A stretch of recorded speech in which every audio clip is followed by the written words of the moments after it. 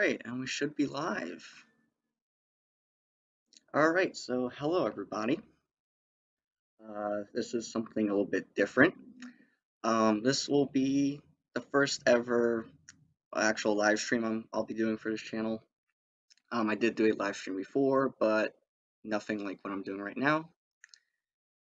So yeah, in today's live stream, we are going to basically just kind of reflect on the sinking of the Lusitania.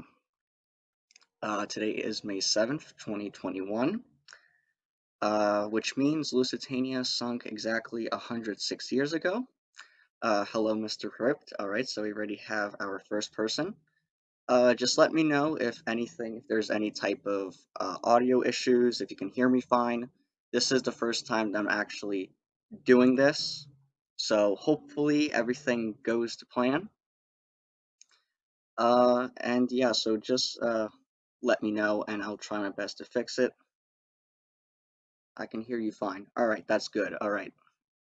Can you guys see the screen? What do you guys see right now? Do you guys see my browser? Alright, let's see. We have 3 people. Good. Let's see, what time is it? I think I should probably start playing it now and go into it a bit later. Alright.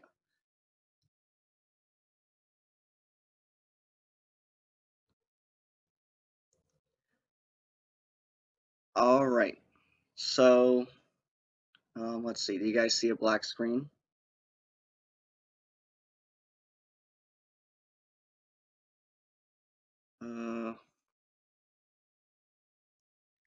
Alright, it should play. Let me know, if it plays fine.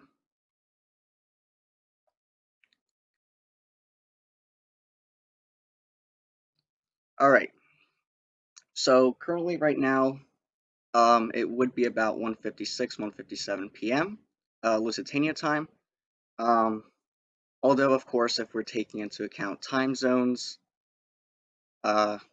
Lusitania sank several hours ago. I'm doing this Eastern Standard Time, but it just makes it easier for me. So yeah, it's about 1:56, 1:57 p.m. right now, May 7th, 1915.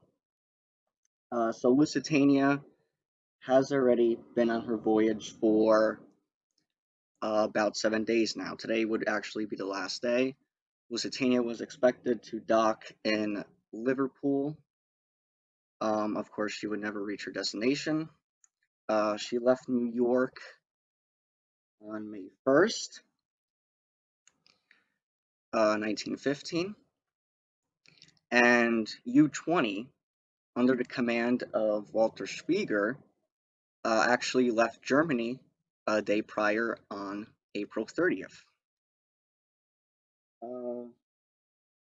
So yeah, there's going to be about several minutes before the actual sinking starts, so I'll just provide some context and backstory for a bit. So yeah, the Lusitania is one of the newest and actually biggest ships of the Cunard at the time. She was built with her sister, the Mauretania, and they were both launched in 1906. They were designed to compete with the new German liners, the Kaiser class, from the German company North German Lloyd. And Lusitania and Mauretania were supposed to be the biggest, fastest, and most luxurious ships of their time. Although by the time of the war, they weren't really. The Olympic class had already surpassed them in size, and if you want to argue, you could argue in luxury as well. But they were still very fast, and they were still very popular even after the Olympic class. And Lusitania's career up to this point hasn't been really successful.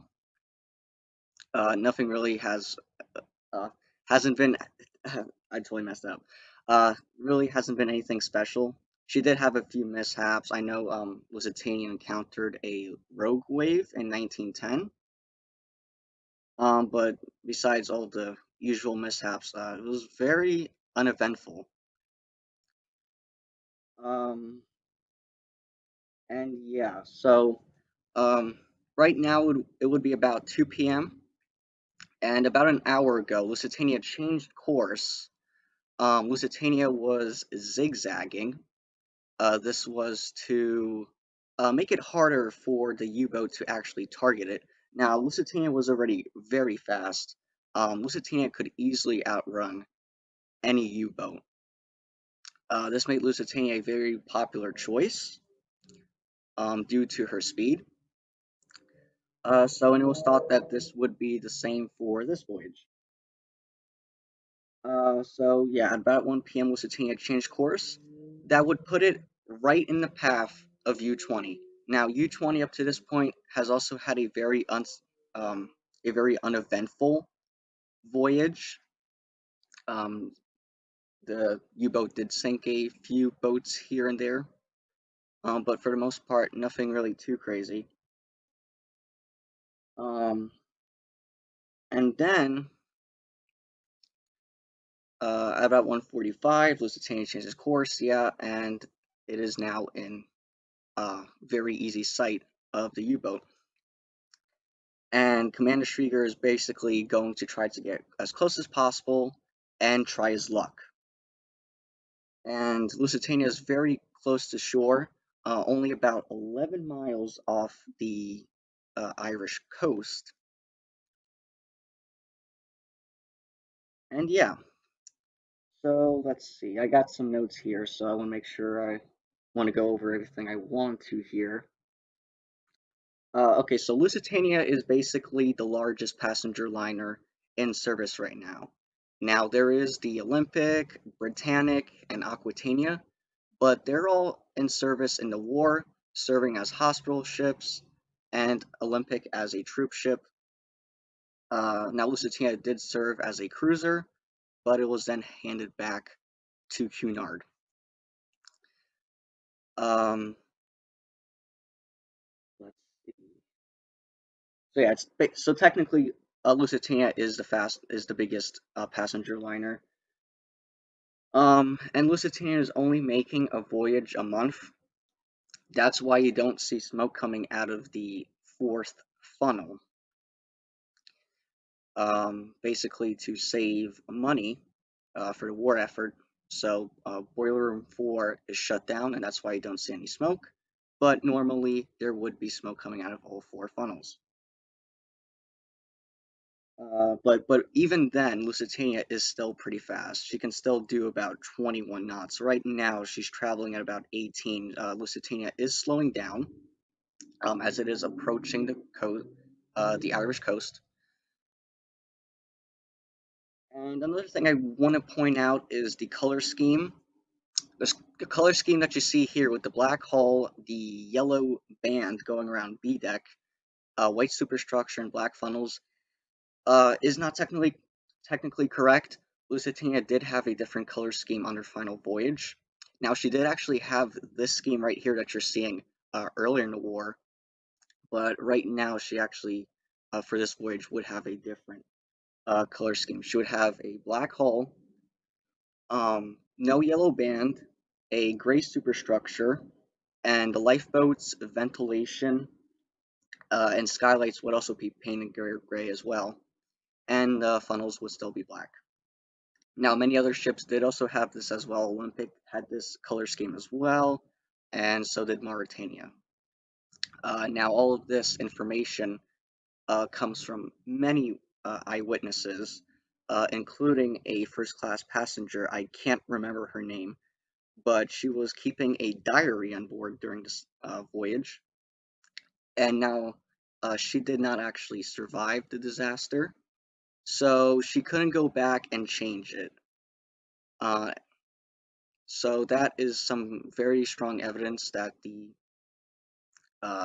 that the color scheme was gray, and the aforementioned color scheme. So, and there's also other witnesses as well. Even Commander Spiegel as well. Um, and let's see. So the captain of the Lusitania is Captain William Turner. Now Turner was a very good captain. He has a long history with Cunard as well. He was captain on many earlier Cunard ships like Carpathia, Caronia, Ivernia, Aquitania, Mauritania, and also the Aleppo, one of the early Cunard ships from the 1860s. Um, and yeah, so he was a good captain, but he was very popular as well, but he wasn't really too fond of the actual passengers. In fact, he would try to avoid them if possible. So he left most of the actual socializing up to staff captain uh, James Anderson. And let's see, so can we get a time? All right, so it's about 2:06. Um, so yeah, so Lusitania is traveling at about 18 knots here. All of her lifeboats are swung out, if you've noticed. Now that is just a precaution, so if an attack does happen, um, you don't waste crucial time swinging out the lifeboats, which could take some time. And in this case, it was actually very useful, as you'll see uh, coming up shortly. Uh, let's see. Um, so I think we have enough time to address another issue. So the Lusitania is very popular, yes, but there are a lot of myths and misconceptions about the actual event. Um, One that I kind of want to talk about right now is why Lusitania was going slow. Now, this was Captain Turner was approaching the Mersey River, and he did not want to slow down or even stop at the entrance where he would have to wait for a tug to arrive. Um, Stopping uh, in the water would be a very not wise choice because then an attack is way easier. So in his mind, he thinks it's better to um, slow down than have to stop altogether once he does reach the actual entrance to the Mersey River. And of course, that would be a big mistake, as you'll see. Lusitania slowed down just enough for the actual U-boat here. And yeah, so we're coming very close to 210 here. So let's see. Yeah, sorry about this. This is the first time ever doing this, so I'm not used to doing this live. This is very new for me. This is a learning experience. Uh, and yeah, I guess I could talk a little bit about the actual officers. So let's see.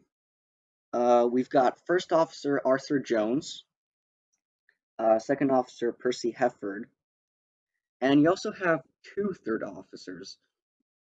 You have the senior third officer and the junior third officer. The senior third officer is John Lewis, and the junior third officer is Albert Bestick. And yeah, all right, let's see. So that's pretty much all I want to cover at the moment. We will talk a little bit more about other stuff, but that's probably going to come after the actual sinking, since this is going to go by really fast, as you will see. This is not like other disasters, famously like Titanic, where it sank in 3 hours. Everything here in the Lusitania goes by very fast. And yeah, so we're coming up very close to 210 here. So Walter Schwieger calls for one torpedo to be fired, just one. There wasn't two or three, it was just one that he fired. Now, Schwieger didn't really have the intention of sinking Lusitania. He just wanted to severely damage it. Um, because he didn't really think that one torpedo would really do it in. Um, Lusitania was a very sturdy built ship. Now, a lot of the times I see when a ship sinks, um, a lot of people blame and assume that it sinks because it's poorly built.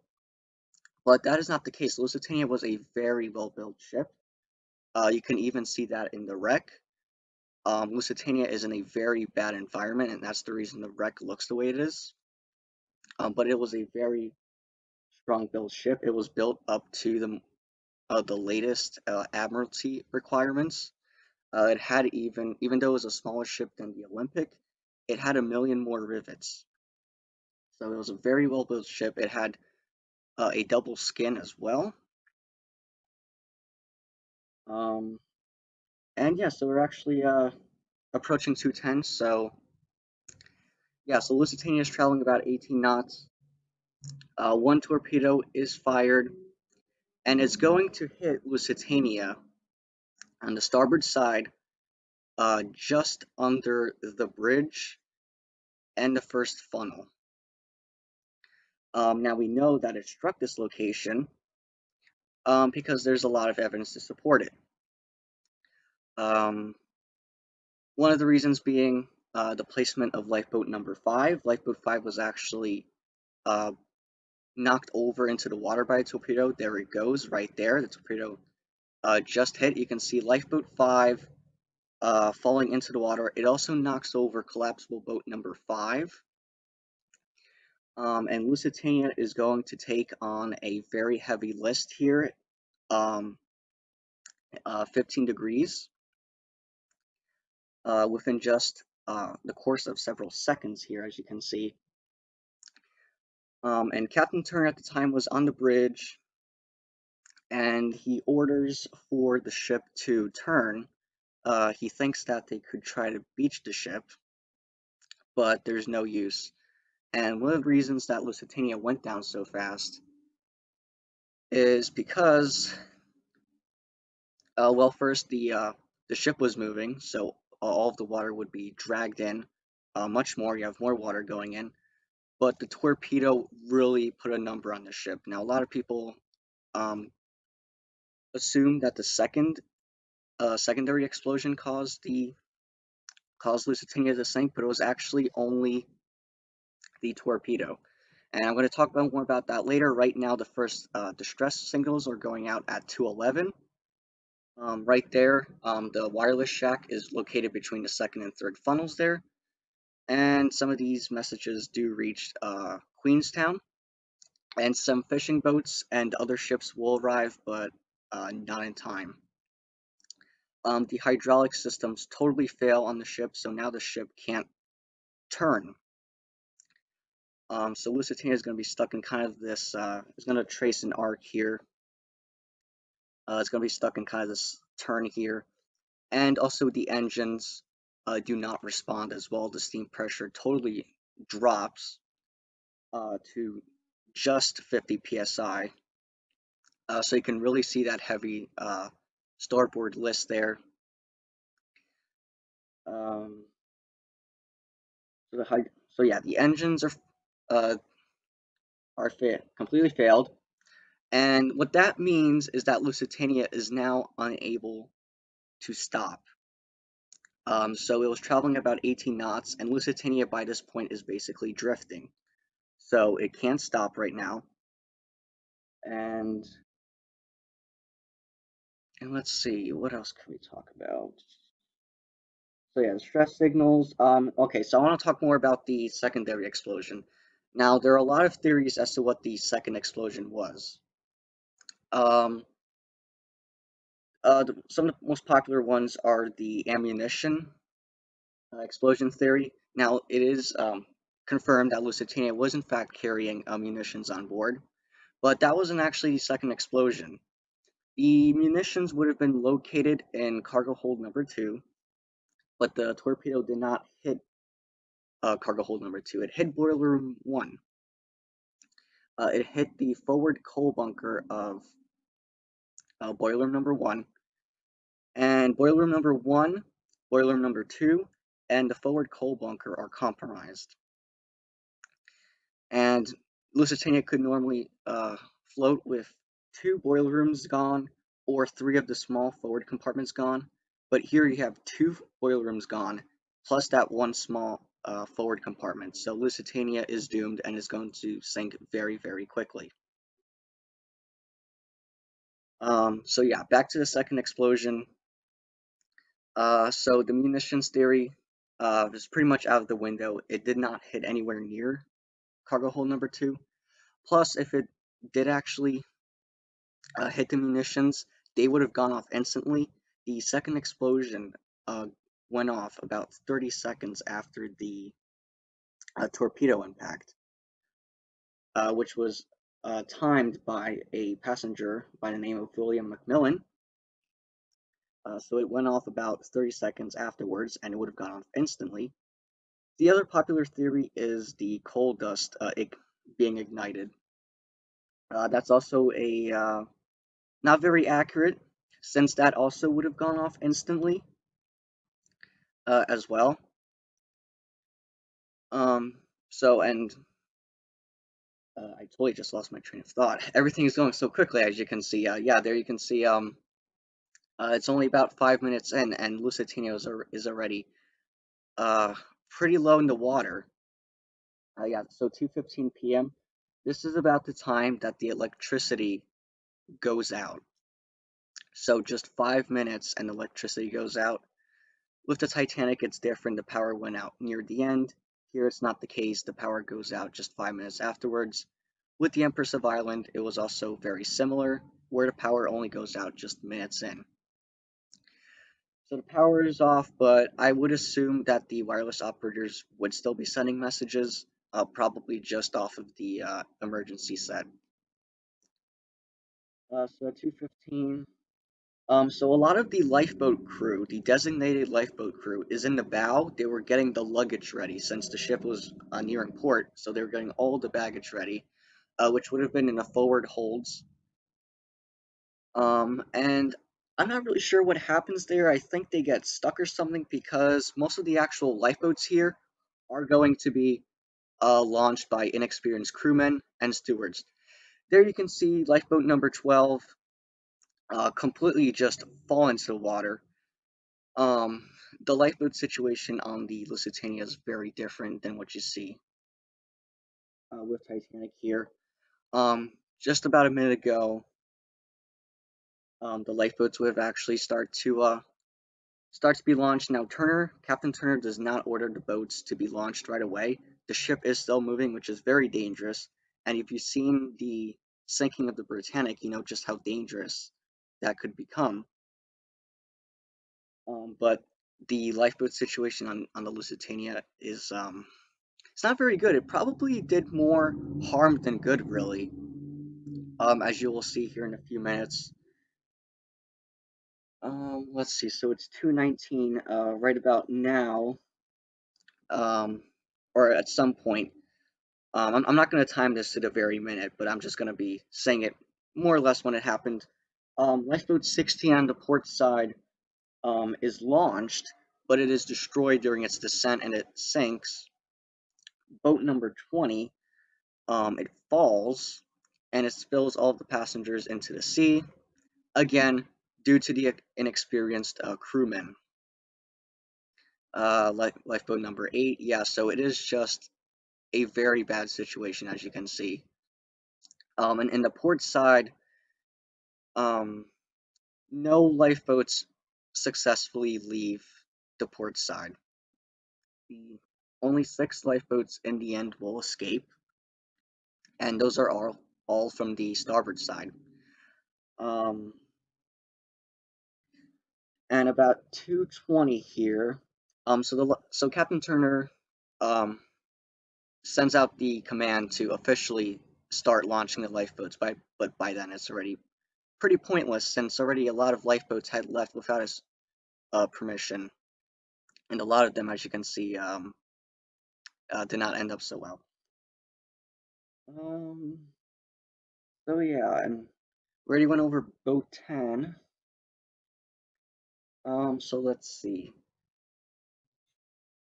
So yeah, Lifeboat 19, it was launched about a minute ago with 40 people. It was one of the few boats to be launched successfully. Like I said, one of the 6 that did manage to escape. Um, let's see. All right, let's see. Let's get a time here. All right, about 2:20. Okay, so we're 10 minutes in, and you can see just um, how high that water is already reaching. Water has already reached sea deck in the forward section. And yeah, by this point, the ship is going to start going down pretty fast. It was already going down pretty fast beforehand, but here it's going to start going down pretty fast. Once the water reaches the forecastle, it is going to start dropping like a stone. And you see this with other disasters as well. Pretty much what happens once the water goes over that front section there, the ship loses all of its buoyancy in the front section.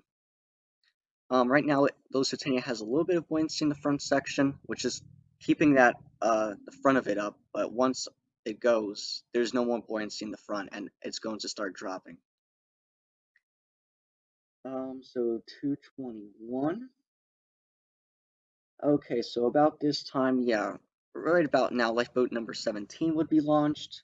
It's probably going to say it's sometime in the animation, but it is launched by First Officer Jones.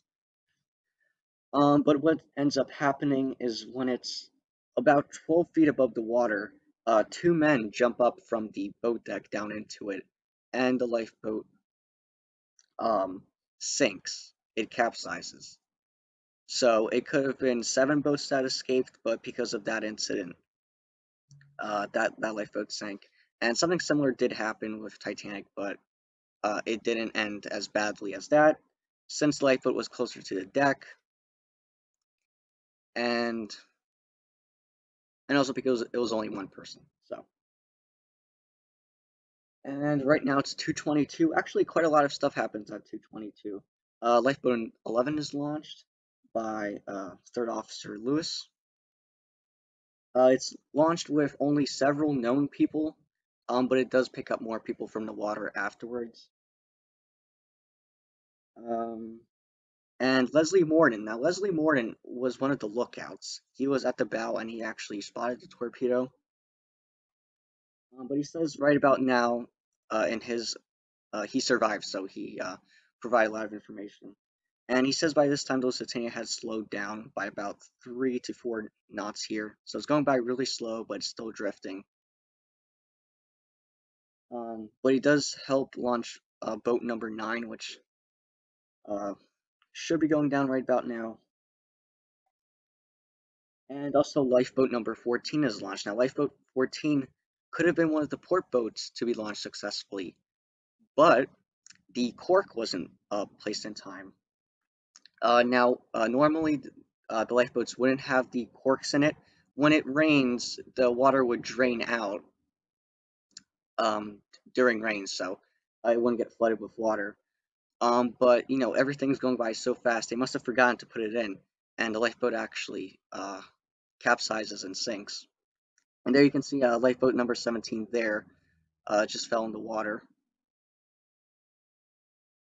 Um, so yeah, lifeboat 14 was launched, and it had a lot of people in it as well, about 60 is what I have here. And yeah, so there, yeah, lifeboat number 14, it would be on the other side there, but it does sink a little bit later, again, with about 60 people on it. And here you have, yeah, so there's lifeboat number 9, which I brought up just a little bit earlier. So it does reach the water, but because the ship is still moving, it's going to start heading aft. And right about this time, lifeboat 11 is launched. And the crewmen that are on the falls, uh, they let go, and it falls right on top of lifeboat 9. And lifeboat 9 is going to sink, but lifeboat 11 does get away. And let's see, so about 2:25 here, maybe 2:24. Yeah, so Lifeboat 1 is going to get launched. And Lifeboat number 1 only is going to have two people in it, Leslie Morton and his brother, which launched the boat just a few feet from the water. And here's probably one of the most scary events during the whole sinking. Um, One of the crewmen is threatened by Isaac Lehman, and he causes the safety pin to be released, and the lifeboat swings inwards and crushes all of the people on the deck. Now, the animation does show no people, but I would imagine the decks would be pretty crowded by this point. And yeah, so about this time, the forecastle is going under. Lusitania has about a 25-degree list to starboard when it reaches the actual forecastle. The bridge, rather, actually. So yeah, Lifeboat 11 is launched. And yeah, so you can see just how fast it's going under. Some of the propellers do rise out of the water, but the Lusitania does sink at a pretty shallow angle. So yeah, Lifeboat 1 was launched. Lifeboat number 11. And yeah, so the boat pretty much, the ship is actually going to start settling a bit. Now, there's many depictions of the Lusitania sinking, and most of them are wrong. They show the Lusitania sinking head down, but it's actually going to settle a bit, and you'll see more what I mean in these next few minutes. So water is already up on the boat deck. The ship is going down fast, but lifeboats actually do continue to be launched even to this time here, and the ship kind of fractures here. It doesn't really break apart. It breaks apart really under the water, and this is something we see at the wreck. So yeah, there you can see the bridge is going under. Captain Turner would be standing on the port bridge wing, and he's actually going to get swept away by it. And that's actually how he ends up surviving. He initially wanted to go down with the ship, but it wouldn't let him. So, and yeah, and as you can see, boats are still being launched here. Lifeboat number 15 is launched. It really more or less floats off. Um, and lifeboat number 21 is also launched. If you look in the far left corner there, from the second class deck house, there you can see lifeboat number 21 being launched. And yeah, so you can really see how the ship actually settles. So water is going to approach the base of the funnels here. It's approaching the base of funnel number 1. And yeah, so yeah, there's Captain Turner being washed off the bridge wing at about 2:26. That's when his watch stopped. So that's basically when the bridge went under. And yeah, now you can really see how it's dropping.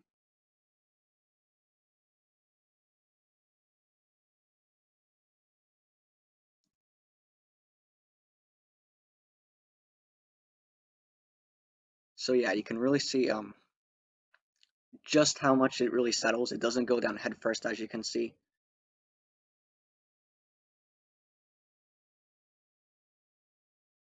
Another interesting thing is that the funnels do not collapse.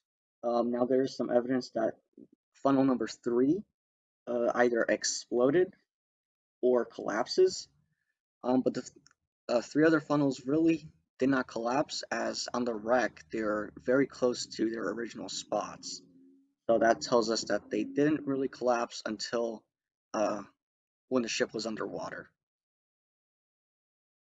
And yeah, so many boats do actually some of the life rafts do actually float off of the ship, and they save a bunch of the people.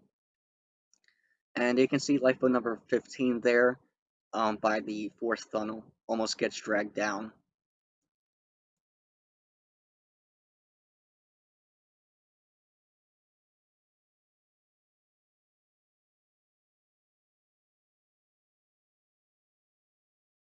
And there it is at 2:28 p.m. Lusitania is gone in just 18 minutes since the torpedo. And there it is. So the only thing left at this point are lifeboats and debris.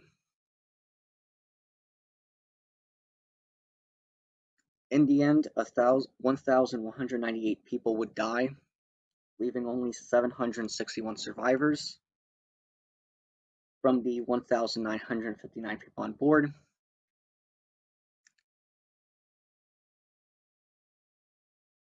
And since it is May and you're near island, near the Irish coast, it is pretty cold.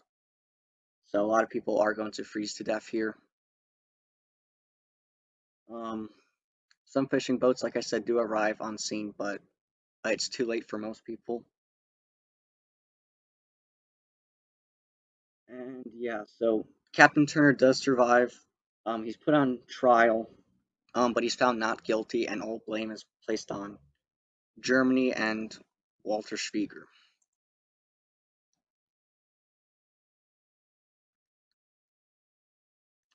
And yeah, so there you go. The 106th anniversary of the Lusitania. I hope you guys enjoyed that. Um, that was very interesting to do. So maybe I'll do more of this kind of stuff. Let me know what you guys think. So we have about 4 people. So if you guys have any questions, I will take them. If not, that's pretty much gonna be it for the stream here. This was very last minute here. Just in time. Nuego, yeah. We just watched Lusitania, I think. But I'll hang around for a little bit here, chat with some of you guys. Um, so yeah, I really don't have anything else to say. If you guys want to add anything else, please do so. I definitely missed a lot. In fact, there were a lot of things I had in my notes here that I didn't get to address because, as you saw, everything was going by so fast. Um, so there's definitely a lot to take in and a lot to study in just these 18 minutes, basically. So yeah,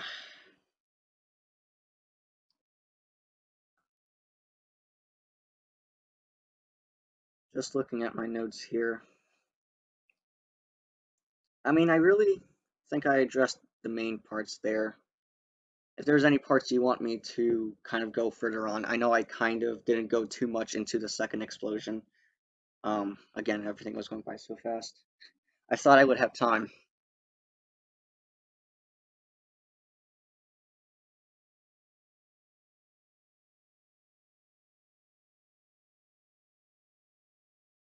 And yeah, so yeah, Lusitania's gone. A lot of people bring up the fact that the Lusitania is responsible for getting the US involved. I do kind of agree with that, but not totally. It wasn't the only reason. There were other reasons. But it did cause a lot of outrage in the public. And it pretty much assured that the US would really never join Germany's side. So the Germany pretty much sealed their fate right then and there. But there would be smaller outrages, smaller on a smaller scale, like you see with the Arabic in August of 1915 as well. So, but I think all of that pretty much boiled over into the U.S. getting involved, especially with 128 Americans dying out of 139. That's a big number. So again, the U.S. was a neutral country back then. So um, and yeah, so let's see. We have 5 people. All right. So if you guys have any questions, I will take them. I will try my best as well because I'm not totally an expert with Lusitania. I do know a little bit, but really I do know more about um, Titanic and such. But I do know a decent amount about Lusitania, and I will try my best to answer your questions. If I'm unable to answer it, I'll just try to refer you to somewhere else. So.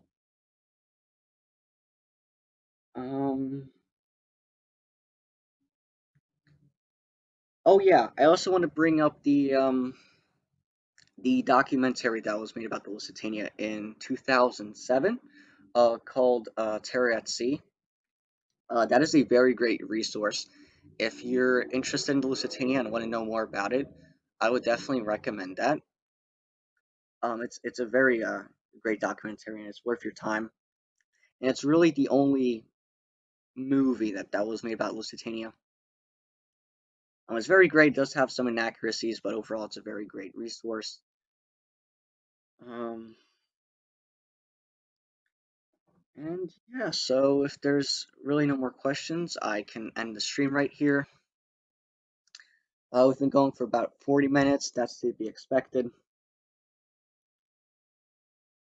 And yeah, so I hope you guys did enjoy that. I'm very new to this, so if it kind of came out weird, I'm sorry. Um, I tried my best to have this as scripted as possible, with my notes here, but it did kind of change course a little bit. So again, everything was going by so fast. And yeah, so definitely let me know if you guys want to see more stuff like this. I will definitely do more streams, not just with this kind of stuff here, but with, other stuff. But this was very fun, I must say. Was a nice stream. All right, bye for now. Um, and yeah, so I mean, I had fun. I don't know about you guys, but I definitely had fun with this. And I definitely hope to do more stuff like this uh, in the future. Like, don't expect me to do it like all the time. Like, I'll do it every once in a while. So, because I'm used to doing videos where I can make mistakes, but if I make a mistake in real time, then that shows. So, yeah. Uh, and yeah, so I really don't have much to say about this anymore. So, yeah, I think I'm gonna end it right there. So, thank you guys for watching, and this will be available to watch later. So if any of you guys missed a stream or relate to it, this will be posted, so you'll be able to watch and look back on it. I'm very interested in reviewing this. Bye. All right. Bye, Unigo. I'll see you later. And yeah, 43 minutes. We have 2 viewers. So yeah, I'm gonna be ending it right here. So see you guys later.